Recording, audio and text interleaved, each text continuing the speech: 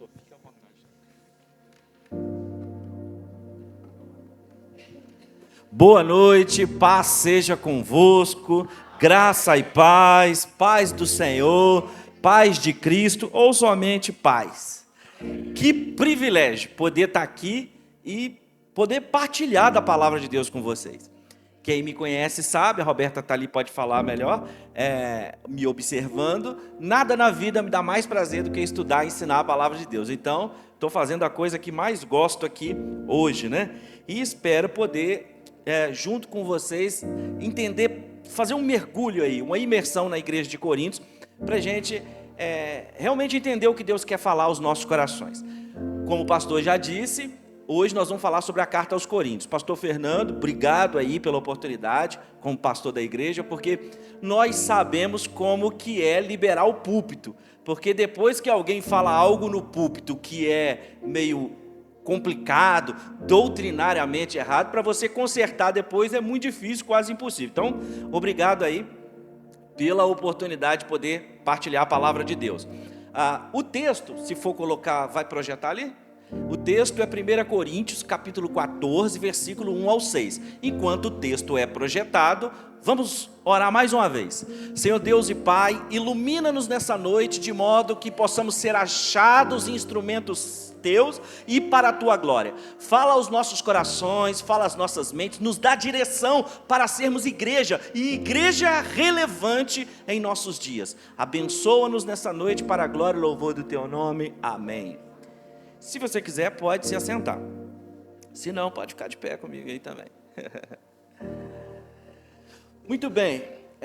Olha, a tradução que está aqui na tela é NVT. Eu queria tecer uns comentários sobre tradução, só para nós podermos introduzir bem essa coisa. Quando nós falamos sobre tradução da Bíblia, eu estou usando a NAA, que é a Nova Almeida Atualizada, e ali está a NVT. Sobre tradução da Bíblia, essas Bíblias na linguagem de hoje, elas são muito boas. Toda Bíblia é boa, né? Toda Bíblia é boa. Mas elas são muito boas como lugar de chegada. Por que eu estou dizendo isso? Quando nós falamos sobre tradução da Bíblia e fazemos questão de colocar qual é aquela que nós estamos lendo, é importante entender por quê e seus contextos. Falando grosso modo sobre tradução, você pode ter uma tradução de equivalência formal, uma tradução de equivalência dinâmica, ou você pode ter uma paráfrase. Uma Bíblia de equivalência formal é uma Bíblia Almeida. As Bíblias Almeida, elas têm equivalência formal no sentido de que querem traduzir palavra por palavra. Marcos 9:41 diz que todo aquele que der um copo de água a um dos meus servos enquanto estão fazendo a obra, de forma nenhuma perderá o seu galardão. Então, receba, aproveitando o ensejo. Então, olha só. A equivalência formal é a tradução palavra por palavra. Significa que aquela editora da Bíblia procurou traduzir as palavras mais perto do seu sentido original possível, não se preocupando tanto com a concordância, mas sim traduzir palavra por palavra. E você tem a equivalência dinâmica. A equivalência dinâmica significa a tradução do pensamento. Muito embora está seguindo as palavras do texto original, os tradutores naquele contexto estão procurando colocar o texto de uma maneira mais contemporânea, mais atual, para que se compreenda melhor. E existe a paráfrase. Há um problema com as Bíblias que são parafraseadas. Por quê?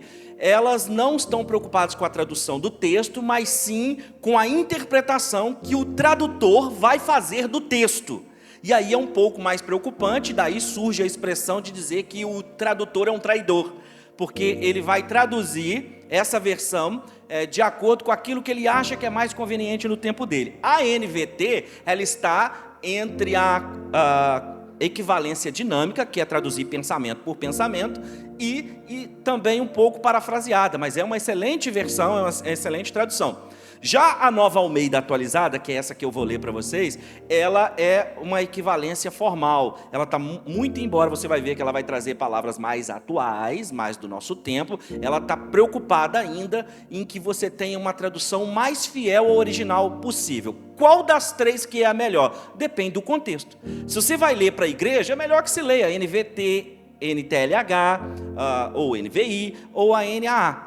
Para que o público, você afinal não sabe se as pessoas são novas convertidas, velhas convertidas, se são como a igreja de Corinto, que se achava espiritual, mas na verdade era carnal. Então você não sabe. Então às vezes é muito melhor você fazer uma leitura atual. Mas lembrando que ela não deve ser um lugar de permanência, mas só de chegada, de leitura no culto, de evangelização, mas até mesmo para os devocionais é melhor você vir mais para uma Almeida, uma NAA. Mas a NVT é boa, é isso que o pastor está falando, amém, irmãos? Quem está entendendo, diga amém. Isso é só porque é o meu lado professor. O sermão hoje será expositivo. Existem 5 tipos de sermão.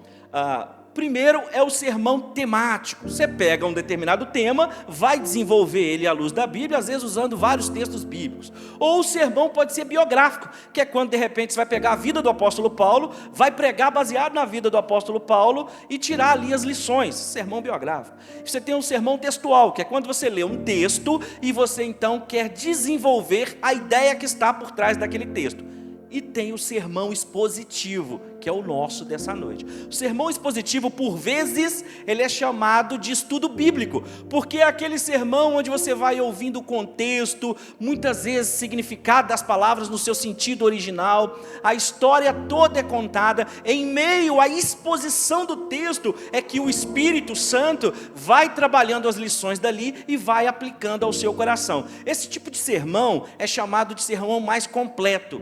Pregadores mais da escola bíblica dominical, dos cultos teológicos, dos cultos de doutrina, eles preferem esse tipo de sermão, porque nele, além de você ter uma aplicação, fazer uma aplicação, você também vai aprendendo Bíblia. E isso é muito importante, porque se nós chegarmos aqui hoje para pregar sobre a igreja de Corinto e fazermos a aplicação espiritual, e você de repente toma aí posse das partes positivas do texto e vai embora sem entender o contexto, pode incorrer em algo, um problema que está acontecendo com a igreja contemporânea.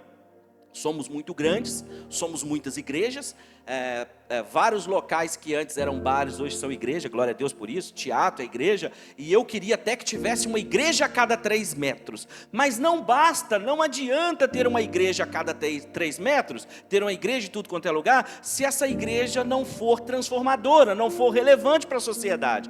As nossas vindas à igreja, ou as nossas idas à igreja, precisam ser idas para encontros transformadores. O diabo não quer tirar a pessoa da igreja, ele não quer te tirar da igreja, ele quer te tirar da presença de Deus. Uai, pastor, mas não é a mesma coisa? Não, não é. Muitas vezes as pessoas estão na igreja, mas sem estarem na presença de Deus. Está dando para entender? O pastor está falando muito rápido? Então beleza. Feitas essas considerações, vem comigo aí para o texto, que eu vou ler na NAA, mas ali está tranquilo também, tá ótimo. Diz assim o texto: sigam o amor e procurem com zelo os dons espirituais, principalmente o de profetizar, pois quem fala em línguas não fala para as pessoas, mas fala para Deus. Ninguém o entende, pois por meio do Espírito, aqui Espírito Santo, fala mistérios. Mas o que profetiza fala para as pessoas, edificando, exortando e consolando. O que fala em línguas, a si mesmo edifica, mas o que profetiza, edifica a igreja. Eu quero que vocês todos falem em línguas, mas muito mais que profetizem, pois quem profetiza é superior ao que fala em línguas, a não ser que as interprete, para que a igreja receba edificação. E agora o nosso versículo principal. E agora, irmãos, se eu for até aí falando em línguas, que proveito vocês terão se eu não falar por meio de revelação, de conhecimento, de profecia ou de doutrina? Até aqui. Quando o apóstolo Paulo está falando em línguas aqui em 1 Coríntios 14, ele está falando língua estranha, ele está falando língua dos anjos, língua mistério. Muito embora, em Atos capítulo 2, não era língua de anjo, era língua e idioma. Então a manifestação dos dons de línguas, eles podem ser línguas e idiomas e podem ser língua dos anjos. E quando ele fala de profetizar aqui, ele não está falando de predição do futuro. Ele não está falando aqui do dom de profecia, que a pessoa chega e tem a revelação da sua vida, a revelação de algo que vai acontecer, de um livramento, etc. e tal. Embora houvesse esse tipo de dom na igreja, como também há nos nossos dias, os profetas, aqueles a quem Deus possa revelar predições do futuro. mas não é disso que o apóstolo está falando. Aqui no contexto, profecia diz respeito à pregação, diz respeito ao ensino. É isso que Paulo vai discorrer ao longo do capítulo, quando ele diz que a palavra sendo uma palavra profética, ela então estará ensinando o texto, e ao longo do desenvolvimento da mensagem, o Espírito vai revelando a sua vida dentro da mensagem, de tal modo que você está ouvindo uma explicação do texto bíblico, mas o Espírito está mudando aquilo na sua mente. Eu me lembro do testemunho do pastor Renato, quando ele disse que ele era traficante e entrou na igreja, e o pastor disse que ia falar da vida de Zaqueu. Ele disse que achou que Zaqueu era um irmão da igreja, que tinha aprontado alguma, e que então ele, agora eu quero saber o que esse irmão aprontou. E diz ele que então o pastor começa a contar que Zaqueu era um homem baixinho, que subiu na árvore para ver Jesus. Mas diz ele que ao longo da mensagem, o pastor só falava de Zaqueu, de árvore, de Jesus, de lei, de graça, mas o Espírito Santo foi falando ao seu coração, de tal modo que ele só se via na história como Zaqueu, a tal ponto que ele disse que pensou que o pastor era a polícia e que foi lá para prender ele, mas que estava contando a história dele antes. Mas então ele se converte, a história dele é muito bonita. Mas eu quero dizer isso para você, a importância de que se leia o texto e deixe o Espírito falar com cada pessoa aquilo que ele quer falar. Então quando Paulo está falando aqui de dom de profecia ser maior do que de línguas, não é revelação, é pregação da palavra, é o conhecimento revelado da palavra. E está acontecendo uma confusão aqui na igreja de Coríntios, porque os irmãos todos estão falando em línguas juntos, seja língua estranha, seja língua idioma, e está acontecendo muita manifestação emocional no culto, muita manifestação pentecostal. As pessoas estavam tendo cada uma experiências mais tremendas, e elas todas queriam compartilhar aquilo dentro do culto. Paulo então escreve o capítulo 14 para chamar a atenção para a ordem do culto, para a maneira que o culto tinha que acontecer. Mas para que nós possamos fazer um melhor desfrute aqui, compreender melhor o que Paulo está falando, nós precisamos destrinchar o livro de Coríntios, e aí então, estudando a epístola inteira, para nós podermos entender. E para entender como é que Paulo chega aqui no capítulo 14 falando disso, é importante saber que a carta aos Coríntios é uma carta muito problemática, muito cheio de problemas, muito cheio de história. Inclusive eu queria perguntar para você, o que é que vem à sua mente quando você ouve falar em igreja? Ô pastor, nós todos somos crentes, eu sei, mas quando numa quinta-feira, com frio, você com fome, você foi convidado para vir à igreja, o que te veio à mente? Ai meu Deus, hoje não, hoje eu vou domingo, hoje está frio, está cansado, ou você teve uma boa impressão? O que te veio à mente? O que te vem quando você ouve falar em igreja? Vem esperança ou vem aversão? Eu não sei de que maneira que a igreja foi apresentada a você, nem qual é a visão que você tem da igreja primitiva. Temos uma tendência de romantizar a igreja primitiva. A gente costuma pensar que bom era no tempo da igreja dos apóstolos, boa era a igreja primitiva, a nossa é ruim. Mas isso nós pensamos enquanto nós não estudamos as cartas de Paulo aos Coríntios, que é a carta no capítulo 1 e no capítulo 2, porque na verdade elas eram muito problemáticas. E uma chave que eu quero que você absorva nessa noite é que os melhores dias da igreja não estão no passado. Uai! Mas quando a gente lê na igreja primitiva dos poderes e tal, calma, vamos desenvolver um raciocínio. Os melhores dias da igreja não estão no passado, eles estão no porvir. E fique comigo até o final, não cochile, não durma, não vá embora, não vá beber água, não vá no banheiro. Preste atenção. A igreja de Corinto, ela tem esse nome porque ela está na cidade de Corinto. As igrejas bíblicas, elas não tinham nomes como Ministério Preparando a Noiva, ou a Tenda, ou a Assembleia de Deus, ou Quadrangular, ou Batista. Seus nomes eram os nomes das cidades onde elas estavam. E Corinto era uma das cidades mais importantes daquele contexto, daquele mundo. Ela só perdia para Alexandria e para Atenas. Ela estava a 80 quilômetros de Atenas. Era uma cidade portuária, ela tinha 2 portos, ela era muito importante, muito próspera. Ela havia sido ainda, enquanto uma cidade totalmente grega, atacada por Roma e tinha sido destruída. E quando ela é reconstruída com o mesmo nome, ela passa a ser então uma cidade de referência. Inclusive ela conta com vários apoios de Roma que cidades vizinhas a ela não contavam.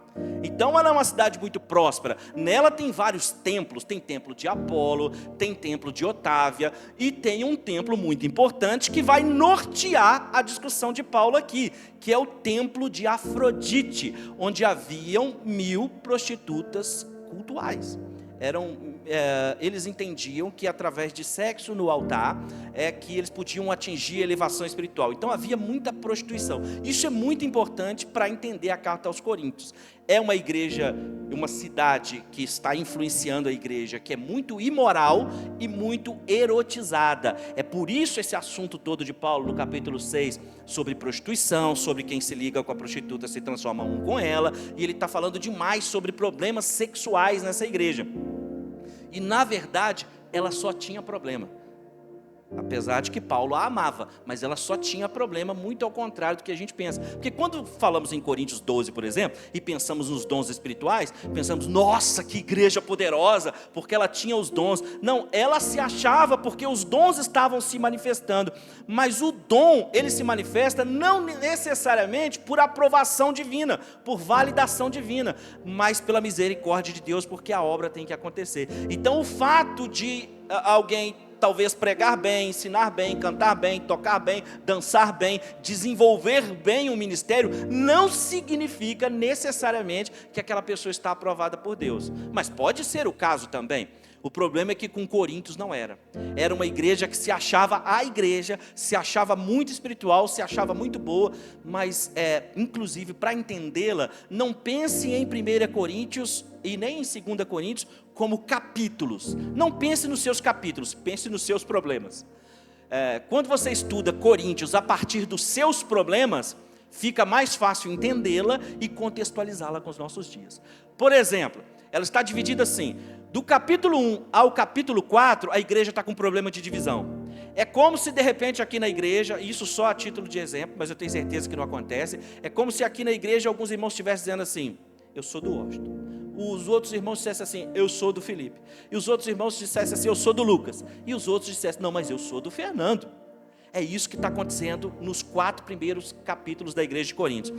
Alguns irmãos estão impressionados com Paulo e eles dizem: eu sou de Paulo. Outros irmãos estão impressionados com Apolo, porque Apolo era muito sábio. Há quem diga que é até mais sábio do que Paulo. Dentro da teologia atribui-se muito a carta aos Hebreus a Apolo. Na verdade, a carta não apresenta autoria e especula-se que possa ser Paulo, Apolo, Priscila ou mesmo Áquila, até Barnabé. Mas é mais provável que seja Paulo ou Apolo. E Apolo demonstra até mais conhecimento, mais eloquência do que Paulo. E o que levou a isso? Os irmãos nos 4 primeiros capítulos, eles estão discutindo de quem é que nós somos, quem que é o pastor melhor, quem que prega melhor. Eu sou desse que prega mais, eu sou desse que prega temático, eu sou desse que prega expositivo.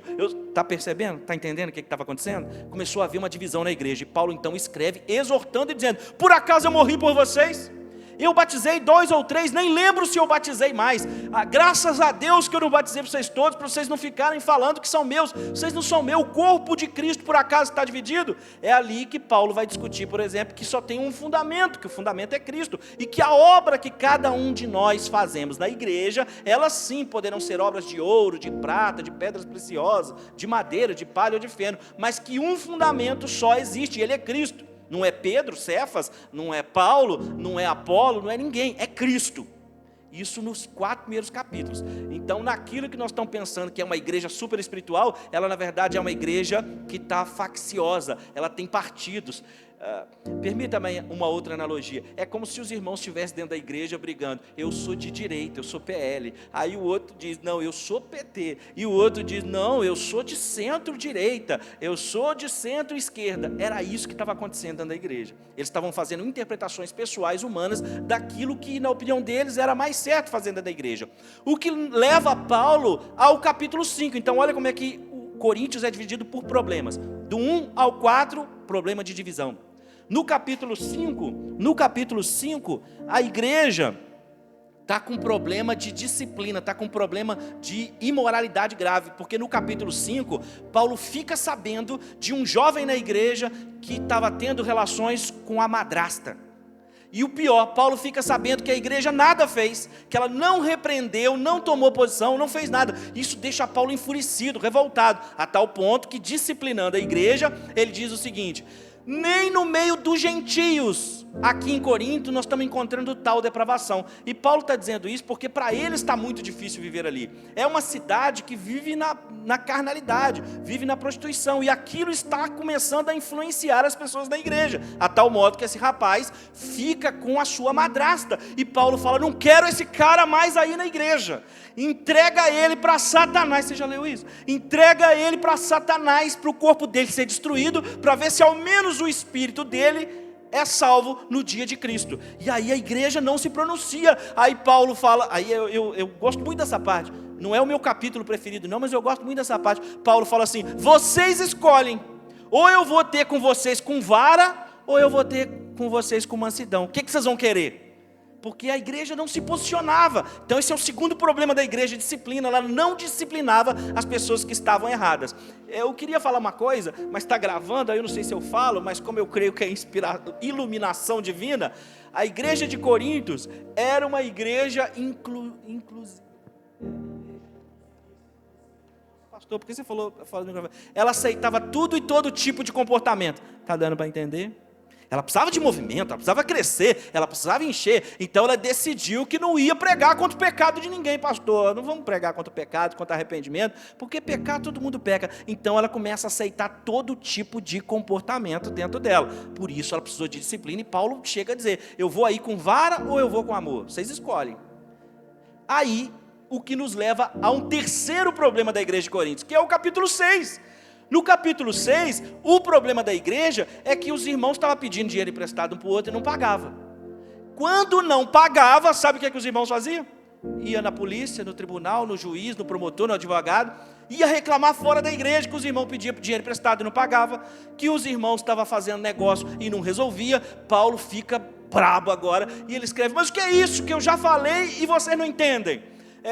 Não tem ninguém aí sábio que vocês possam consultar-se dentro da própria igreja para resolver os problemas. Vocês têm que levar os problemas para fora da igreja. Já não é vergonhoso que haja entre vocês faltosos esse tipo de problema, e não bastasse ter esses problemas, vocês ainda estão expondo para as pessoas na rua. Percebe, irmãos? Está dando para entender?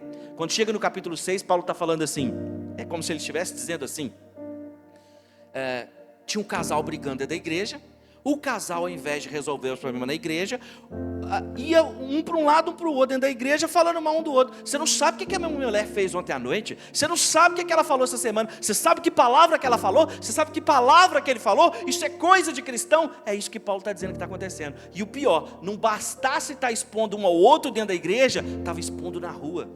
Quem é que ia querer ser crente desse jeito? É a preocupação de Paulo, no capítulo 6, porque agora eles estão expondo as coisas, não só uns com os outros, mas também na rua. Paulo está falando aqui da fofoca, Paulo está falando aqui da intriga, do disse-me-disse. Ele falou assim, vocês deveriam ser maduros o suficiente para resolver os problemas entre vocês, e não ficar causando escândalo, né? E a palavra grega para escândalo é tropeço.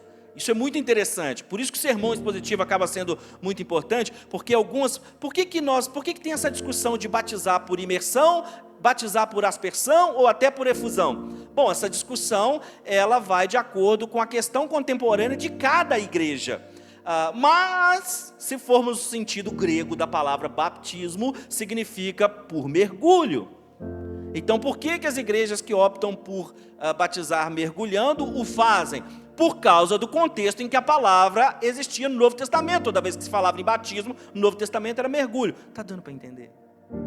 O que leva Paulo ao quarto problema da igreja de Coríntios, que está no capítulo 7. O problema do capítulo 7 de Coríntios era família. O problema que a igreja de Coríntios faz com que Paulo se pronuncie no capítulo 7 é família. E um assunto muito espinhoso, porque Paulo no capítulo 7 precisa responder a questões da igreja a respeito de casamento, divórcio, sexo fora do casamento, porque aquilo era muito comum na igreja de Corinto. Algumas pessoas acham até que no capítulo 7 Paulo está defendendo o celibato, porque ele diz, eu digo àqueles que estão solteiros, às virgens, às viúvas, que é melhor que fiquem como eu estou, sem mulher, mas se não puderem conter, então case, porque é melhor do que abrasar. Agora é muito importante esse capítulo, porque é o seguinte, presta atenção, Paulo não está ensinando doutrina do celibato. No entanto, é importante explicar para os solteiros na igreja, para aquelas pessoas que não querem se casar, que elas ficam pensando assim, ora, casamento é sacramento, batismo é sacramento, ceia é sacramento. Casamento não é sacramento. Sacramento na igreja é aquilo sem o qual você não pode ser salvo. Se o casamento fosse um sacramento, significaria que os solteiros não iam para o céu. Então é importante dizer para aquelas pessoas que simplesmente não querem se casar, que elas têm esse direito de não se casar. Isso não é uma ordenança bíblica.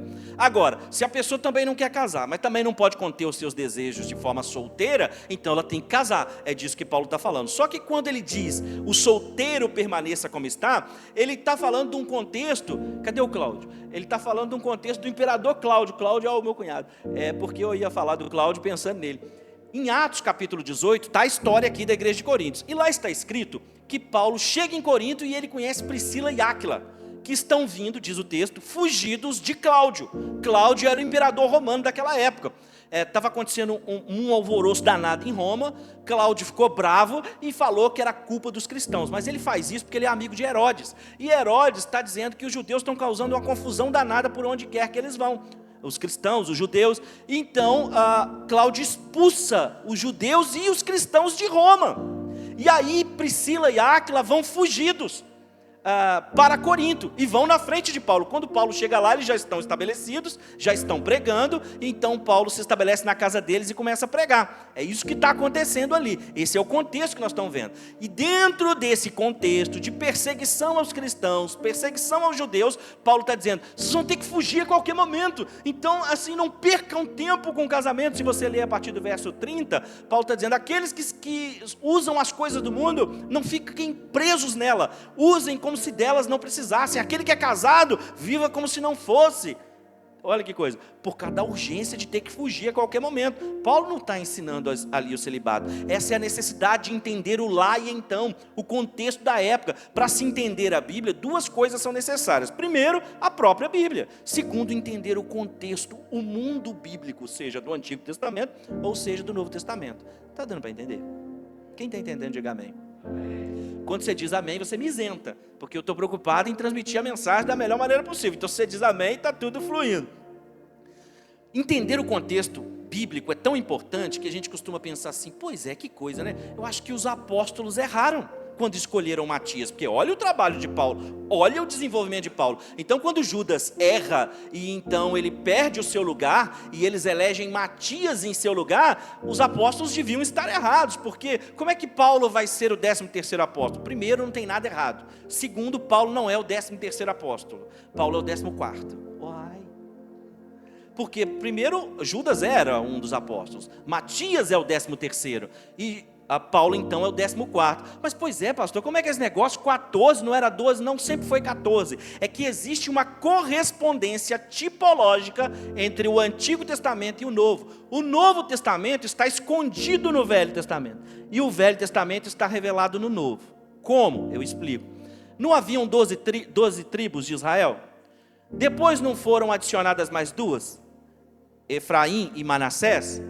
Tudo o que está acontecendo, nas palavras do próprio apóstolo Paulo aos Coríntios, tudo que está acontecendo no Antigo Testamento é uma figura, é um modelo, é para ensino nosso, é para revelar algo do novo. Então, existem 14 apóstolos, sendo Paulo o 14º, porque existem 14 tribos de Israel. Está dando para entender? Isso é um estudo para tipologia que, como eu não posso te obrigar a beber água, mas eu posso te provocar sede, eu estou semeando sal na sua boca e falando que isso é disciplina de tipologia, para ver se eu convenço aí os pastores para me convidar de novo. Eu estou garantindo a minha volta. Então isso é um assunto para tipologia bíblica, que nós podemos falar numa outra oportunidade que eu espero ser convidado. Vamos ver o que vai acontecer no final. Então no capítulo 7 tem um problema danado aí de família. Eles estão escrevendo para Paulo e falam, e aí Paulo, casa ou não casa? Como é que faz? E aí tem gente que está querendo separar. E está escrevendo para Paulo se pode separar, se não pode separar. O que leva a Paulo... E esse assunto é espinhoso, negócio de divórcio, novo casamento. Só uma treta aqui que eu vou entrar e depois eu vou largar para os pastores resolver. Estou brincando. Mas é o seguinte, o capítulo 7... Paulo fala assim, diz o Senhor, e não eu, manda o Senhor, e não eu. Aí daí a pouco, isso no versículo 10 do capítulo 7. Quando chega lá no capítulo 12 em diante, Paulo fala assim, agora digo eu, não o Senhor. E aí a gente fica meio confuso, uma hora ele diz, manda o Senhor, e não eu. Outra hora ele diz, manda eu, e não o Senhor. E aí, se você não lê no contexto, fica a impressão de que algumas partes do capítulo têm inspiração divina, é Deus que falou, e uma parte é a opinião de Paulo, e não é tão importante. Não é nada disso. Quando Paulo diz assim, manda o Senhor e não eu, no versículo 10 do capítulo 7, que aquele que está casado não separe, por que ele está falando manda o Senhor? Ele está apontando para Mateus capítulo 5 e Mateus capítulo 19, quando Jesus é perguntado pelos judeus a respeito de divórcio. Aí Jesus, então quando ele diz assim, manda o Senhor e não eu, é porque Jesus já falou sobre casamento e sobre divórcio. Ele já falou então que aqueles que estavam sob a aliança, aqueles que eram judeus, já tinham ouvido da parte de Deus que aquilo que o Senhor Deus ajuntou, o homem não separasse. Então ele diz, Jesus, o Senhor já falou sobre isso, por isso manda o Senhor e não eu, porque já existe palavra de Jesus. Jesus não está falando para o mesmo público, vai prestando atenção. Jesus não está falando para o mesmo público de Coríntios, Jesus está falando para os judeus. Não tinha perigo de judeu casar com não judeu, judeu casava com judeu. Então Jesus está dizendo, vocês que são da aliança, vocês que são o povo santo, o povo eleito, o povo do pacto, vocês não podem separar, vocês estão casados dentro da bênção de Yahvé, dentro da bênção de Jeová. Agora, quando chega em Coríntios 7, as necessidades e as circunstâncias são outras. Inclusive, se você ler, deixa eu voltar aqui, Coríntios, o que nós estamos vendo acontecer aqui em Coríntios foi escrito em Éfeso. Você sabia disso? A história de Paulo em Coríntios está acontecendo no capítulo 18 do livro de Atos. No entanto, Paulo sai dali, convive com eles por 18 meses, diz o texto de Atos, e então ele vai embora para Éfeso. Quando chega em Éfeso, ele recebe notícia de Timóteo, dos seus auxiliares, o bicho está pegando em Coríntios. Depravação, tal, etc. Então, quando ele já está lá em Éfeso, é que ele escreve a carta para Coríntios. E Coríntios faz parte da segunda viagem missionária de Paulo. Houveram 3 viagens missionárias do apóstolo, viajando para a Europa, para o mundo inteiro, pregando. Há quem vá dizer que são 4, porque no final ele viaja para Roma, onde ele vai ser degolado, vai morrer e ser enterrado nos arredores de Roma. Mas então, ele já está em Éfeso, e ele escreve porque ele ficou 18 meses, pregou, ensinou, e agora a igreja está com tanto problema. Então eles começam a enviar essas perguntas para ele, principalmente as perguntas do capítulo 7. E aí agora ele está pregando para um povo, que diz o Atos 18, que não era composto só de judeus, mas tinha judeus e gregos. Inclusive em Atos 18, nós ficamos sabendo que várias pessoas que não são judias, ou judeus, ou hebreus, eles estão indo na sinagoga, de alguma forma a palavra está penetrando os seus corações. E agora Paulo está lidando com um povo que não é só o povo da aliança. E aí, então, ele segue explicando a partir do verso 10. Ele diz, no entanto, aquela que é a mulher cristã, que é casada com não crente, se ele decide ir embora, ela não está sobre a servidão, ela está livre. Por que Paulo está dizendo isso? Paulo está contextualizando uma história assim, ó. Imagina o casal está namorando. Eles não são crentes, eles não são judeu, não são evangélicos, não são nada disso. Eles estão namorando. Mas no processo o rapaz converte. E aí, convertido e namorando, mesmo assim eles decidem se casar, e aí eles se casam, mas começa a dar problema, porque muito embora eles tivessem se casado antes de serem crentes, um dos dois se converte, e agora com um dos dois convertido vai acontecer o quê? O tal do jugo desigual, que é a canga lá no pescoço dos bois, lá, de modo que um está mais baixo que o outro, e a passada não dá igual. E muito embora se casaram, agora a vida deles não flui, porque um é crente e o outro não é crente. Um quer servir a Deus, o outro não quer. Um quer servir a Deus, o outro quer servir as próprias vontades. E aí, então, eles falam, e aí, Paulo, como é que fica lá? Pois é, o que o Senhor falou foi a respeito de Israel, do povo do pacto, do povo da aliança, casado judeu com judeu. Agora aqui, casado crente com descrente, se o descrente decide ir embora e não quer mais ficar casado, está livre aquele que permaneceu convertido, porque ele não está debaixo da servidão. Isso está escrito no versículo 15. Já tinha lido, já tinha entendido, imaginava que era assim. Olha que coisa libertadora, é ou não é? Por isso é importante entender o contexto que está acontecendo ali. E essa questão da sexualidade de que Paulo está falando no capítulo 7, é justamente porque isso se torna uma prática dentro da igreja, se torna uma prática ritual, a tal ponto que Paulo tem que repreendê-los. eu estou porque tem criança, mas é o seguinte, aí a mulher pergunta para Paulo assim, e aí Paulo, e eu posso ficar sem ter relação sexual com meu marido? Por que está acontecendo isso? Porque a igreja de Corinto, ela está vivendo sob uma cultura e uma influência neoplatônica.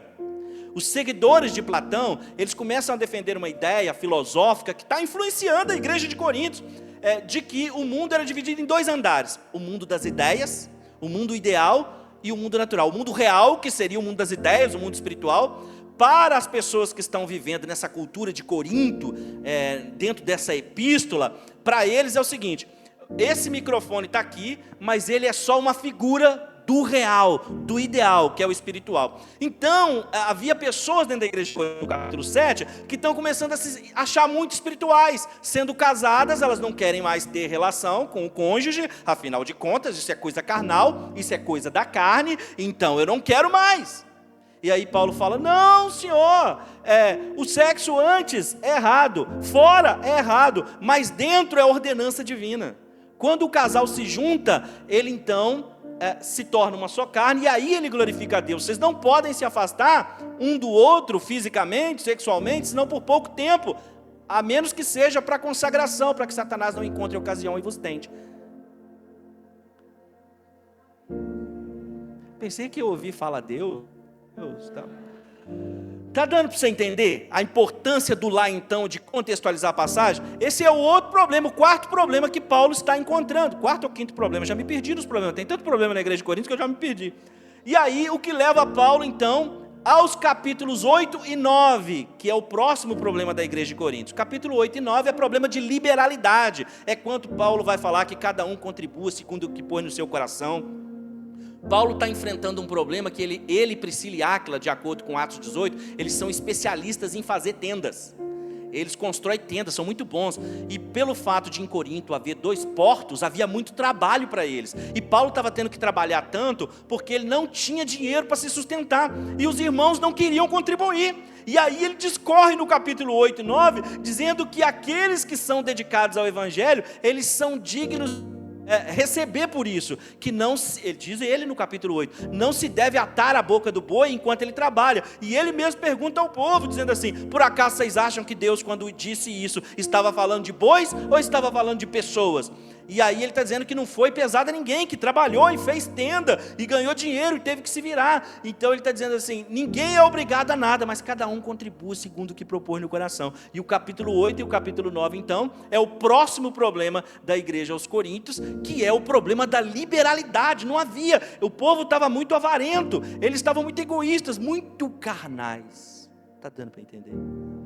O que nos leva então ao capítulo 10 e ao capítulo 11. Na verdade, até o capítulo 10 ele ainda está tratando de liberalidade. Quando chega do capítulo 10 para o capítulo 11, Paulo começa a tratar da ceia do Senhor, porque estava acontecendo um problema na ceia. Nós estávamos aqui na ceia domingo, participamos com vocês, e nós comemos o pão e bebemos o vinho. No entanto, nem sempre a ceia do Senhor, ou a Santa Ceia, foi com uma partícula de pão e um cálice de vinho. A mesa do Senhor, a ceia do Senhor, era uma mesa farta. No entanto, era tipo assim, no dia que avisava que ia ter ceia, ninguém almoçava. Ninguém tomava café da manhã, o pessoal ia chupar laranja para liberar o intestino, ficar coisa, para poder chegar na igreja e devorar. Aí Paulo falou, o que é isso que vocês estão fazendo?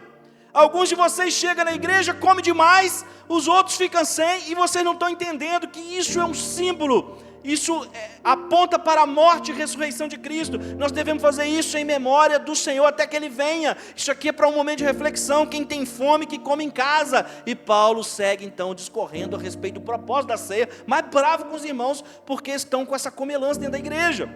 Aí, tradicionalmente, a igreja cristã entende que deveria se fazer, então, a partícula de pão e um cálicezinho de vinho para mostrar para as pessoas que é em memória de, e não para matar a fome. Se elas estão com fome e não têm dinheiro para trabalhar, para comer, tem a despensa da igreja, tem o Estevão, né, que decidiram que tinha que ter os diáconos para poder cuidar, então, daqueles que estão necessitados. Está dando para entender? O que nos leva, então, ao nosso contexto de leitura do início. Porque dos capítulos 12 ao 14 é quando Paulo começa a falar dos dons espirituais. Então ele diz, vocês têm muitos dons sim, está acontecendo a manifestação dos dons, muita coisa está acontecendo na igreja. No entanto, vocês precisam entender que nós, a igreja, somos como um corpo. É como se cada um de nós fosse membro do corpo. O pé, por acaso, pode dizer para a mão, não preciso de ti. O olho pode dizer para a boca e etc.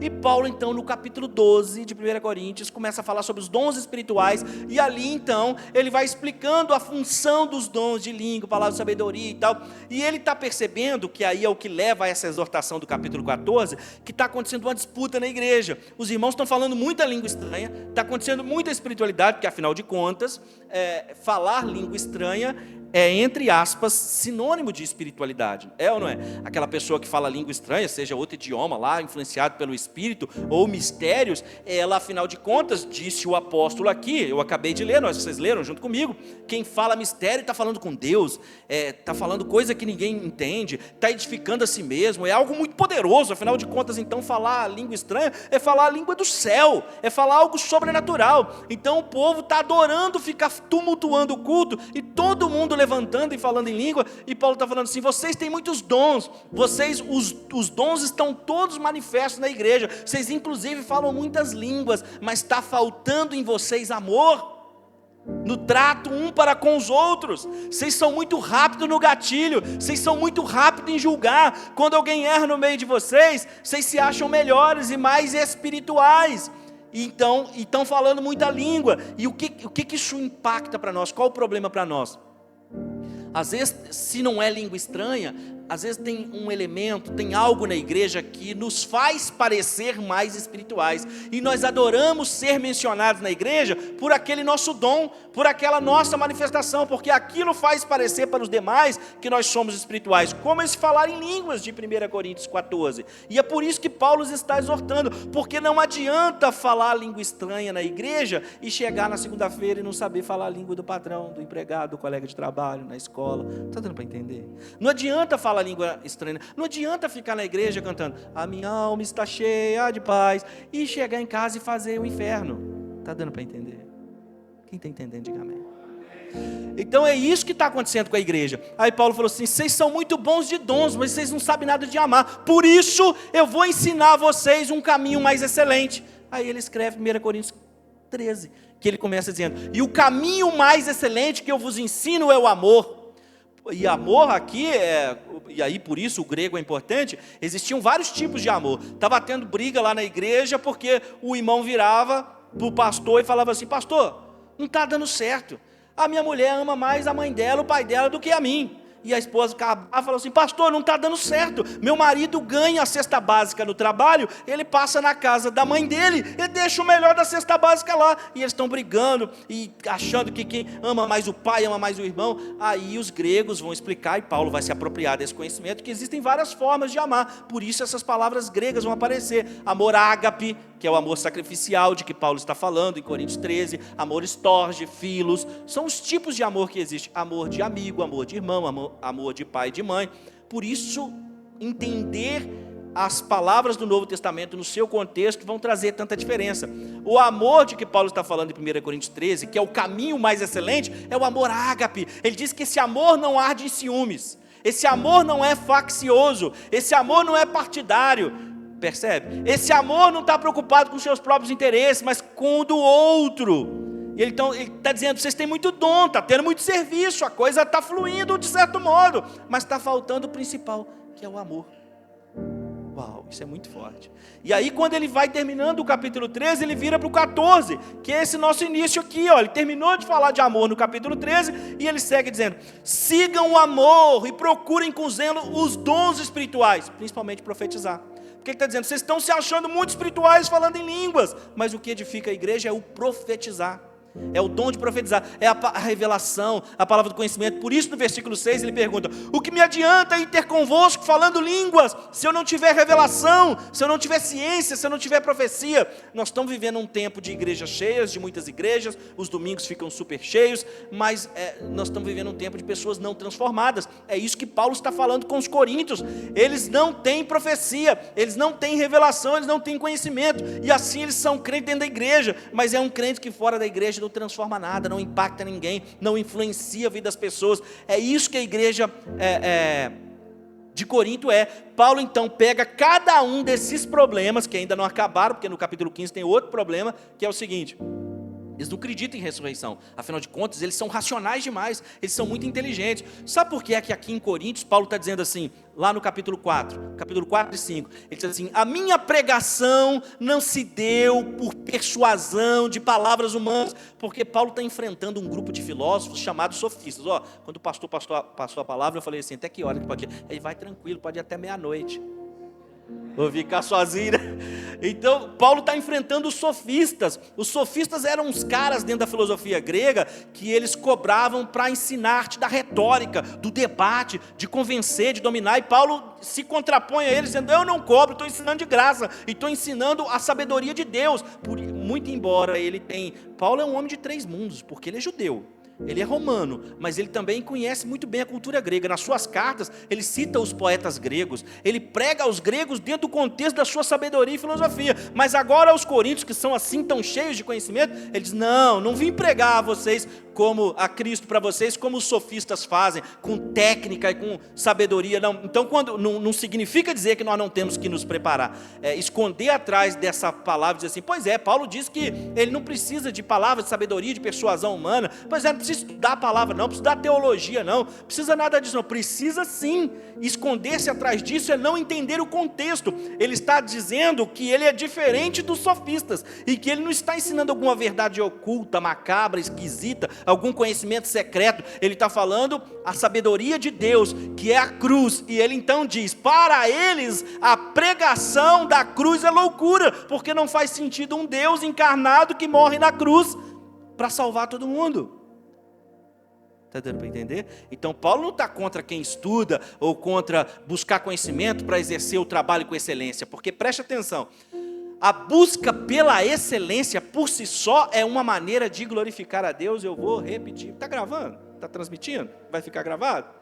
A busca pela excelência por si só é uma maneira de glorificar a Deus. Quando tudo que te confiam no ministério, na igreja, você busca fazer com a maior excelência, isso é uma maneira de glorificar a Deus. Quando a pessoa vem aqui para pregar, ou para cantar, ou para dançar, para fazer teatro, sei lá o que é, e ela diz assim: eu vou pregar hoje, mas eu não preparei muito não, vou fazer mais ou menos, porque irmãos, vocês não reparam não que é para o Senhor. Quando a pessoa vem cantar aqui e fala assim: irmãos, não tive tempo de ensaiar, não preparei, vou cantar mais ou menos, vou cantar de qualquer jeito, os irmãos não reparam não que é para o Senhor. Eu vou vir dançar aqui hoje, mas os irmãos não reparam não que eu não tive tempo, e eu vou dançar mais ou menos que eu estou dançando para o Senhor. Não, esse negócio está todo errado, e é uma coisa que me enlouquece quando a pessoa fala isso, que a frase tem que ser o contrário. Se você não preparou, se você não se dedicou, se você não ensaiou, você tem que dizer assim: Deus não repara não que eu vou cantar para os irmãos. Está entendendo? Deus não repara não que eu vou pregar para os irmãos. Vocês estão entendendo? Para Deus tem que ser o melhor. Mas pastor, eu não estudei, eu não fiz, não é isso que eu estou falando. É o seu melhor. Percebe? É o seu melhor. É dentro das suas condições o melhor que você pode fazer. E aí Paulo então está dizendo: olha, vocês estão se juntando no culto, e todo mundo quer falar língua estranha, todo mundo quer fazer isso, todo mundo quer fazer aquilo, e precisa ter ordem, precisa ter decência. Cristo é o centro e não o homem. Eles estão vivendo um problema de antropocentrismo, porque o homem para eles é o que? O principal. Assim que começou a carta, com divisão. Quando Paulo pensa que os problemas acabaram, chega lá no versículo 34 ainda do capítulo 14, o problema da mulher pregar. Aqui nós não aceitamos pastora não, aqui nós não aceitamos pregadora não, aqui nós não aceitamos mulher ensinar não, e dá um problema danado. E aí as pessoas ficam pensando que Paulo era contra a mulher ensinar. Paulo não se contradiz. Existe uma questão para interpretar a Bíblia, que é a analogia da fé. A analogia da fé significa que a Bíblia interpreta a Bíblia. Ela não precisa de mim para dizer o que ela quer dizer. Paulo não pode estar sendo contra as mulheres pregarem e ensinarem, porque no capítulo 11, no versículo 5, ele está dizendo que as mulheres oram e profetizam na igreja, só não podem fazê-lo de cabeça descoberta, porque era símbolo de autoridade. E Paulo está fazendo isso porque nessa cultura, nesse contexto, eles estavam nesse templo de Afrodite, muito embaixo dele, onde haviam 1000 prostitutas cultuais. Então precisava, por exemplo, quando nós fomos para Israel, nós chegamos lá e percebemos algo a respeito das mulheres casadas e das solteiras.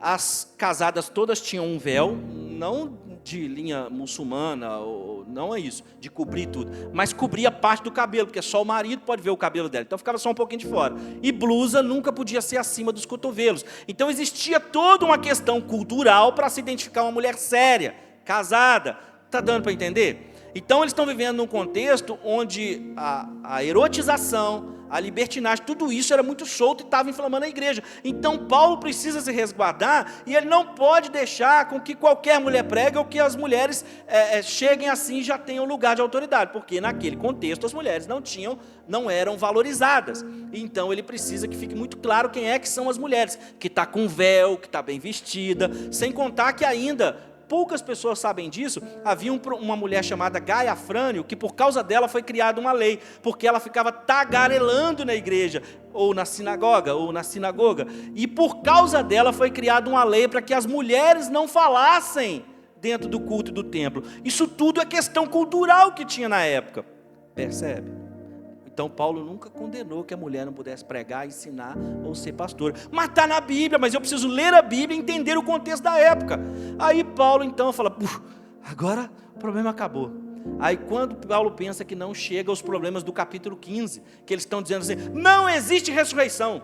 O homem não ressuscita, é impossível que o corpo ressuscite. Aí Paulo escreve o capítulo 15 bravo, um capítulo enorme, onde ele diz assim, existe sim a ressurreição do corpo, e a ressurreição é diferente da reencarnação. Reencarnação, o Rodrigo morre e volta em outro corpo. Ressurreição é o mesmo corpo. E aí Paulo faz um capítulo enorme discorrendo a respeito disso. E um dado importante aqui é que, embora Romanos, na Bíblia, no Novo Testamento, venha antes de Coríntios, ele aconteceu depois. Os episódios de Coríntios aconteceram antes dos episódios de Romanos. Assim não dá, pastor, não estou entendendo. Mas Romanos na Bíblia vem primeiro, porque o Novo Testamento, ele está organizado por assunto e por tamanho. Como a carta aos Romanos é um baita de um tratado teológico de amartiologia e soteriologia, amartiologia é a doutrina do pecado, soteriologia é a doutrina da salvação, e Paulo lá no capítulo 5, versículo 19, diz que nós somos inimigos de Deus, que nós estamos afastados de Deus, tem todo um tratado teológico e é maior, então ele vem primeiro. Então Romanos vem primeiro por isso, porque por causa da profundidade do tema, por causa do assunto e por causa do tanto de capítulos, e por isso Coríntios vem depois, assim como no Antigo Testamento. Aproveitando o ensejo, no sábado eu vou fazer um podcast sobre as 70 semanas de Daniel. Daniel vem bem depois de Neemias, mas Neemias se cumpre muito depois de Daniel, e é importante para entender o cumprimento de Daniel. Pastor, assim não dá para entender. Então quer dizer que Neemias vem depois de Daniel, mas está muito antes de Daniel. Por quê? Porque o Velho Testamento foi organizado primeiro por história, depois por profecia.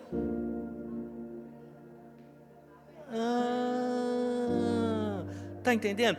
Então tem que estudar. Se você não estudar a Bíblia, como é que você vai comunicar ela com poder, com autoridade, com sabedoria, com entendimento? E aí Paulo então vai discorrendo sobre o capítulo 15, dizendo, se não há ressurreição é vã a nossa fé. Se Cristo não ressuscitou, nós estamos perdendo tempo. Se Cristo não ressuscitou, o que vai ser dos mortos? Se Cristo não ressuscitou, por que eu estou apanhando? Ele vai falar isso aqui. Se Cristo não ressuscitou, eu estou levando chicotada, eu estou apanhando aqui, levo soco, bofetão, enfrento feras, por causa de quê? Cristo ressuscitou sim. Aí no versículo 33 e diante, ele diz algo assim, ele diz, as más conversações corrompem os bons costumes. Ele está dizendo, vocês estão até inseridos no meio dessa sociedade, não tem jeito de tirar vocês daí, mas se protejam. Estudem a palavra, conheçam a palavra, porque afinal Paulo tem um encontro com os da cidade de Bereia, onde quando ele acaba de pregar, eles não interrompem o culto, mas quando ele acaba de pregar, eles vão lá conferir nas escrituras se é assim mesmo. E a Bíblia que Paulo lia, a Bíblia que Jesus lia, era de Gênesis a Malaquias, afinal o Novo Testamento ainda está acontecendo. E então era muito importante nas palavras de Paulo que eles conhecessem, porque afinal a respeito de ressurreição o Antigo Testamento já tinha falado muito. Daniel falou da ressurreição do último dia, Isaías no chamado Apocalipse de Isaías, que são os capítulos 24 a 27, ele ensina muito sobre a vitória, sobre a morte, etc. Então as coisas que Paulo está falando no capítulo 15, a respeito de ressurreição, elas estão no Antigo Testamento, então eles tinham como saber sim, mas aí, para ser mais bacana ainda, Paulo introduz outros elementos, porque ele diz, se nós esperarmos a Cristo, só nessa vida nós somos os mais miseráveis, os mais infelizes dos homens. Aí ele diz assim, agora eu vou contar para vocês um mistério, eis que nem todos dormiremos, mas todos seremos transformados ante o som da última trombeta. Isso é algo tremendo que Paulo agora vai, a partir dessa fala, ele vai seguir explicando, e ele demonstra toda a sua capacidade aí de eloquência e cultural, porque quando ele fala nem todos dormiremos, é um eufemismo. Um eufemismo é uma figura de linguagem para falar de algo que é pesado, mas você encontra palavras mais suaves para falar. Então ele chama morte de dormir. Não é que quando o crente morre, ele dorme. Quando o crente morre, ele não dorme. A mortalidade da alma, ou o sono da alma, é coisa dos nossos irmãos do sábado. Está gravando, né? Ou dos nossos irmãos TJ. Então, veja, ele então vai dizer o seguinte: eis que vos digo um mistério. Mistério no Novo Testamento, ou mysterion, ou essa palavra grega, ela significa uma escritura que anteriormente não foi revelada. Paulo está dizendo assim: eu vou explicar para vocês algo que vocês nunca ouviram. Os nossos corpos serão transformados em glória. E isso não é figura de linguagem, não é parabólico, é literal. Paulo diz que o corpo corruptível vai ser revestido de incorruptibilidade. Isso significa que o Rodrigo, gordinho, baixinho, barrigudinho, vai ficar em forma no futuro. Mas vai ser o mesmo rosto, vai ser o mesmo Rodrigo. Nós vamos nos reconhecer. Esse é o capítulo que eu mais gosto da epístola de Paulo aos Coríntios, que é o capítulo onde ele diz assim: quando o nosso corpo for transformado em glória, quando os mortos em Cristo ressuscitarem e nós os vivos tivermos nosso corpo transformado, nesse momento cumprir-se o que diz as Escrituras: onde está a morte, a tua vitória? Porque aí agora ninguém envelhecerá mais, ninguém vai morrer, ninguém vai sofrer, ninguém vai adoecer. Vai ser um tempo, é um tempo escatológico, é um tempo apocalíptico, onde ele vai dar mais detalhes aos Tessalonicenses, na sua terceira carta, quando ele vai falar do arrebatamento da igreja. Então ele está trazendo agora para os Coríntios uma baita de uma promessa. Porque então, se nós estamos sofrendo aqui agora, se a nossa vida está ruim aqui agora, existe um porvir que vai sobrepor tudo que é ruim agora. Está dando para entender? Mas isso aos que vencerem. Como assim, pastor, os que vencerem? Isso é assunto para Apocalipse capítulo 2 e 3, que eu vou ver se o pastor Fernando me chama aí para falar. Então é o seguinte: no capítulo 16 ele fala de mordomia cristã, da administração. Mordomia cristã é o sujeito que fica lá na mordomia, no sentido hoje contemporâneo da palavra, deita na rede, quer mel, Zé? Eu quero, vem buscar, então não quero mais não é isso. Mordomia cristã, mordomo nas palavras de Paulo aos Coríntios, no sentido da palavra grega, significa administrador. Mordomia cristã significa administração divina, administração cristã. Por exemplo, no capítulo 4, Paulo diz assim: que os homens nos considerem mordomos de Deus. Mordomo no sentido daqueles que têm a chave da despensa de Deus. Está dando para entender? E no capítulo 16 então, que é o último capítulo do livro de 1 Coríntios, Paulo segue falando sobre mordomia cristã, sobre administração do tempo, sobre servir a Deus. E aí, ele termina dizendo: Maranata, ora vem Senhor nosso. O que nos leva à segunda carta aos Coríntios, que eu vou ainda aproveitar o nosso tempo e não vou largar para o pregador de quinta que vem. A segunda carta aos Coríntios, só para terminar Coríntios, ela já é diferente. Não tem tantos problemas. Na verdade, ela é uma carta apologética. Apologética cristã em defesa da fé. Paulo na carta, presta atenção agora. Nessa segunda carta aos Coríntios, Paulo vai fazer a defesa do seu apostolado. Ele vai contar que foi no terceiro céu, vai contar que ele é apóstolo mais que os outros. E ele já falou aqui no capítulo 14 que se eles falam língua estranha, ele fala mais ainda. Então ele está defendendo o seu apostolado. Ele está dizendo que Cristo chamou ele, o Cristo comissionou. Que no capítulo 18 de Atos, quando ele estava desanimando, não sei se eu vou pregar mais para esse povo não, Cristo apareceu e falou: vai que eu estou te enviando, eles não vão te relar a mão e eu sou contigo. Então ele está contando essa coisa na segunda carta aos Coríntios, validando ali o seu ministério de apóstolo.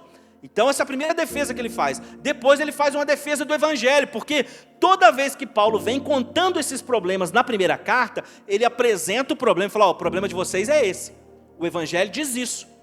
É muito legal essa dialética que Paulo faz. Quando ele conta o problema, ele apresenta a solução do problema no evangelho e diz assim: vocês estão errando assim, o evangelho diz isso, e o resultado é que vocês não são crentes. Parece até aquele moço lá, né? Que fala que vocês não é crente não, sabe? É isso que Paulo está falando com os coríntios. Ele apresenta o problema, fala o que o evangelho diz a respeito daquilo, e em terceiro ele diz assim: portanto vejam, tem esse problema, o evangelho diz isso e vocês vivem diferente. Então vocês pensam que são crentes, mas vocês não são crentes. Então ele faz uma defesa do evangelho e uma defesa da nova aliança. E essa defesa da nova aliança, penúltimo assunto para ir para o último, e eu devolvi a palavra, dentro dessa apologética, essa defesa da fé que Paulo está fazendo na segunda carta, ele então começa a falar da nova aliança, que é o capítulo 2 de 2 Coríntios, que é quando ele escreve dizendo assim, mas Cristo nos faz triunfar, pois nós somos a carta escrita, o bom perfume de Cristo, cheiro de vida para aqueles que estão vivos e cheiro de morte para os que estão mortos. A teologia da prosperidade, teologia triunfalista, usa isso para dizer que Cristo nos conduz em triunfo e que então em tudo que nós fizermos nós temos que ser vencedores, e que se você não está prosperando, enriquecendo e vencendo em tudo, você não está na bênção. Mas não é nada disso que o apóstolo Paulo está falando, e não podia terminar sem a gente trazer isso. Quando Paulo diz no capítulo 2, do versículo 14 ao versículo 19, que nós somos o bom perfume de Cristo, que ele nos conduz em triunfo, Paulo ainda está dentro do contexto de Corinto e da cultura romana. Triunfo não tem nada a ver com triunfar, com vencer todas as batalhas, não tem nada disso. Esse triunfo é um desfile romano. Guardadas as proporções, para não cometer anacronismo, mas só para explicar, anacronismo é quando você pega uma coisa de uma época, que não tem como estar naquela outra época, e você coloca lá. Por exemplo, quando alguém me pergunta por que José e Maria estavam indo com Jesus para Jerusalém, eu falo, eles estavam indo porque o IBGE chamou. Mas pastor, mas tinha IBGE naquela época? Não, é o censo. É que o IBGE hoje ele vai de porta em porta para poder saber, tem quantos filhos, quanto você ganha, qual a sua renda, como é que é e tal. Naquela época era o contrário, o IBGE não ia na casa das pessoas, as pessoas tinham que ir no recenseamento para as grandes cidades, prestar esse tipo de conta, por isso que eles estavam viajando. Então é anacronismo, mas é um jeito de explicar. Então triunfo no bom perfume não tem nada a ver com triunfar, mas era um desfile que o imperador fazia em homenagem ao general. Mas esse general tinha que ter matado no mínimo 5.000 soldados inimigos, dominado o povo rival e trazido espólios de guerra. Espólio é a prova de que ele dominou aquele lugar. Nesse espólio de guerra, além de tesouros, ele tinha que trazer os nobres, os jovens da realeza, os príncipes. E então ele trazia no cortejo de 7 de setembro, era um cortejo como de 7 de setembro, um cortejo militar, onde o general, chamado triunfator no grego, vinha na biga romana, naquela carruagem, com 4 cavalos brancos, e as moças na frente aspergindo as plantas, as folhas, as flores, os perfumes e os toques de trombeta. Quando isso acontecia, todos os cidadãos romanos sabiam então que o general voltou da batalha, e voltou triunfator, porque ele está com a coroa de louros, sem a sua armadura, só com as suas vestes, desfilando em carro aberto com o seu espólio de guerra. Nesse espólio de guerra, ele está trazendo alguns dos sábios para ficarem expostos no templo como prova de que ele venceu. Outros, no entanto, vão ser sacrificados no templo de Apolo. Uau! Quando Paulo diz que Cristo nos conduz em triunfo e que nós somos o cheiro, o bom perfume de Cristo, cheiro, perfume de vida para os que vão viver e de morte para os que vão morrer. Quando ele escreve isso, ele está falando para um público de lá então que entende muito bem do que ele está falando, porque eles conhecem o desfile e triunfo. E nessa história não tem nada a ver com nós triunfarmos. O general triunfator é Cristo. E quem é que é o espólio de guerra que ele está conduzindo? Eu e você, nós somos os capturados. Ele veio nessa terra, derrotou o Satanás, tomou-nos das mãos dele e está nos conduzindo em triunfo. E aqueles que o aceitaram, aqueles que agora estão em Cristo, o cheiro do perfume é cheiro de vida, porque quando acabar o desfile nós vamos estar vivos. Nós somos escravos de Cristo, escravos de Cristo. Já aqueles que não aceitaram serão mortos, então é cheiro de morte para a morte daqueles que não estão em Cristo, que não são nova criatura e que não lhe aceitaram. Quem está entendendo, diga amém. E para a gente fechar, você percebeu que quando eu te cumprimentei, eu falei assim, paz do Senhor, paz de Cristo, graça e paz, paz. Sabe por que eu disse isso?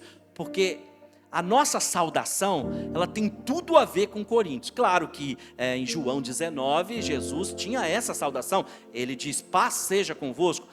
Mas você nunca se perguntou, nunca parou para pensar que a gente fica assim, paz do Senhor, paz de Cristo, paz seja convosco, e você nunca se perguntou assim, meu Deus, a gente fica falando de paz, e a paz do Senhor, paz de Cristo, paz para lá, paz para cá, mas nós estamos vivendo guerra, nós estamos vivendo conflito, nós estamos vivendo briga de irmão com irmão, de pai contra filho, de filho contra pai, de vizinho contra vizinho, de nação contra nação. Que paz é essa? Que paz do Senhor é essa que não tem?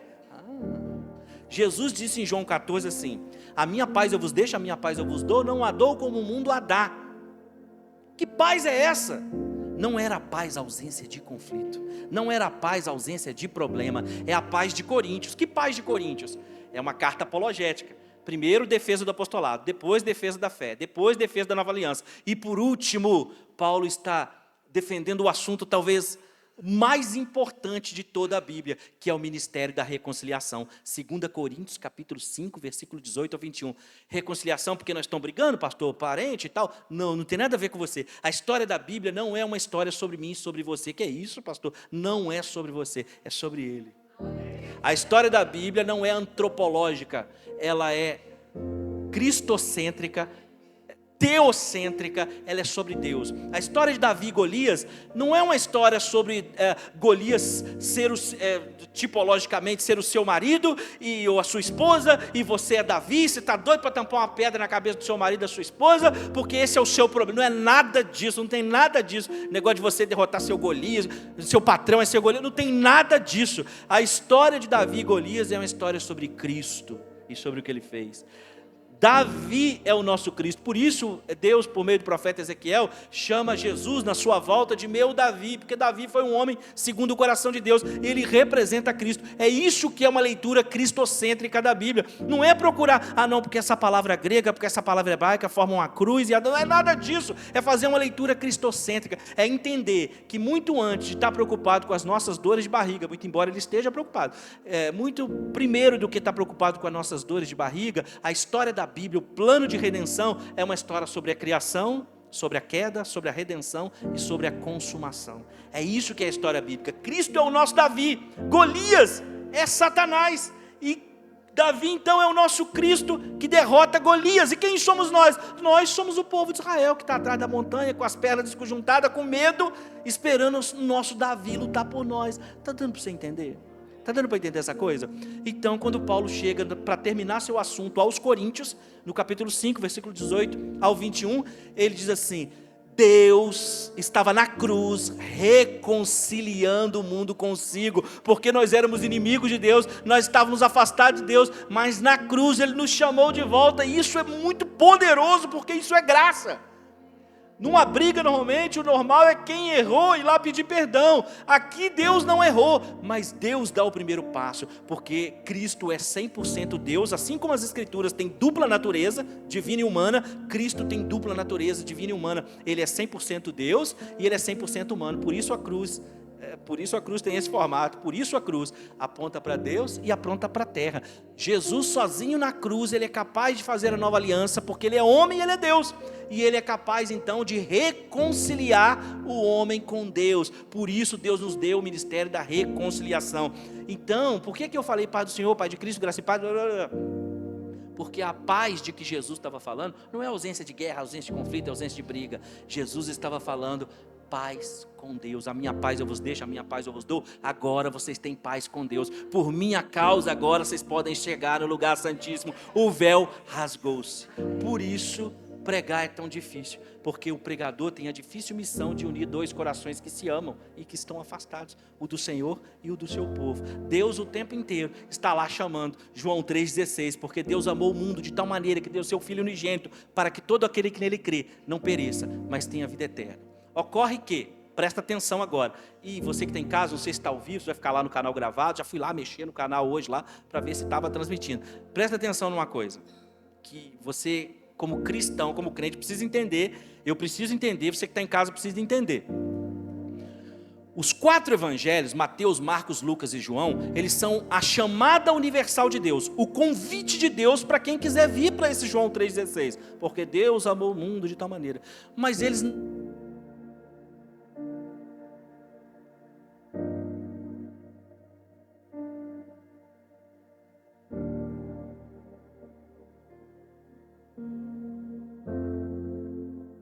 Lindo. O Evangelho é a chamada universal. No entanto, aquilo que você precisa saber como igreja para viver nesse mundo, não está nos 4 evangelhos, está nas epístolas. Os evangelhos ainda estão na dispensação da lei, ainda é a manifestação do Antigo Testamento se cumprindo no Novo. Por isso que João Batista e Jesus estão dizendo: arrependei-vos porque é chegado o reino. Que reino? O reino do qual os profetas falaram. Então, uma vez que você creu no evangelho, uma vez que você creu na mensagem dos 4 evangelhos e veio para a igreja, agora você é a igreja. E para você as regras não são mais o que estão nos evangelhos, ali é o lugar de chegada. Agora o que vale para você são as epístolas. É pelas epístolas que você se orienta. Por isso é preciso entender as epístolas paulinas e as epístolas gerais. É nela que estão a regra de conduta, da maneira de ser igreja. É por ela que nós nos orientamos, mas para fazê-lo, precisamos compreender a mensagem do lá e então. Amém, irmãos? Que Deus nos dê força, que Deus nos ajude a ser igreja no nosso tempo, e a ser então uma igreja relevante, uma igreja, como diz na sua mensagem, que eu vi lá no Instagram da igreja, no YouTube, como é a igreja tenda, pastor, uma igreja que vai além, que nós possamos ser então uma igreja que vai além.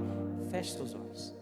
Soberano Deus e Pai, obrigado por esse momento de comunhão, de crescimento, de compreensão da Tua Palavra. Pedimos, ó Deus, que o Teu Espírito continue a se mover em nós e através de nós, iluminar nossas mentes, nossos corações e dirigir-nos, ó Deus, para sermos a resposta de oração das pessoas no nosso tempo. Meu Deus, que não seja preciso que se levante uma outra geração que vá além de nós, que o Teu Espírito não passe por nós. Por isso nós que aqui estamos dizemos ao Senhor: eis-nos aqui, usa-nos a nós. Não levante outro pregador, não levante outros ministros de louvor, não levante outras pessoas, use a nossa geração. Nós aqui estamos e dizemos: Maranata, ora vem, Senhor, vem para nós, prepara-nos para aquele dia, encha-nos com Teu Espírito e continua, meu Deus, a comissionarmos-nos para a Tua glória, para o Teu louvor. Assim nós oramos no nome de Jesus, amém. Glória a Deus. Eu vou passar a palavra aqui para o pastor Lucas, pastor ordenado, estávamos aí na ordenação.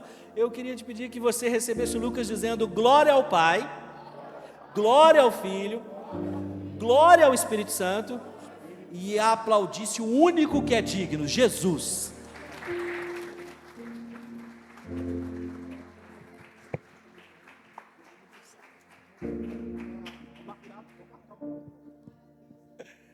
Quem foi abençoado pela palavra de Cristo, que o Senhor possa continuar te abençoando, pastorzão. Pastorzão é um grande amigo nosso, há quase 13 anos já, né?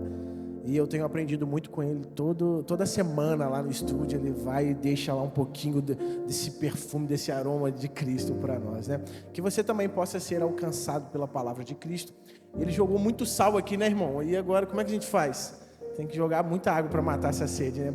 Quem gostaria de vê-lo aqui novamente pregando? Aí, pastorzão, ó, já fica o convite. Queridos, vamos ficar sobre os nossos pés. Mas antes de nós encerrarmos aqui, eu queria conhecer você, visitante, que veio aqui pela primeira vez. Erga suas mãos, deixa eu te conhecer. Permaneça com a sua mão levantada, erguida. Nosso irmão Felipe vai entregar um presentinho para você. Eu quero desejar as boas-vindas para vocês. Sintam-se à vontade aqui em nosso meio.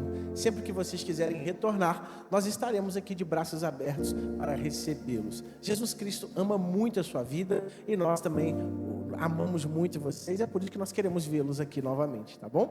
Deus vos abençoe. Pastor Rodrigo, Deus vos abençoe. Que o Senhor continue abençoando. Fica até difícil semana que vem de falar alguma coisa depois desse ensino aqui. O legal é que ontem, Pastor Rodrigo, nós estávamos fazendo devocional lá em casa, nós estávamos lendo 1 Coríntios, né? E aí ouvir aquilo que você lê, que você tem um entendimento sobre o que você lê, agora de uma forma, de uma outra, né? De uma outra forma, de alguém que conhece de fato, que consegue explicar para nós, abre muito a nossa visão. E eu quero convidá-los a abrir mais ainda a sua visão, vindo nos próximos cultos, nas próximas quintas-feiras, que nós estaremos aqui também expondo a palavra. Que o Senhor te abençoe, feche os teus olhos, coloque a sua mão sobre o seu coração. Senhor Jesus, muito obrigado por mais essa noite, por mais esse culto, a qual a sua palavra fora transmitida.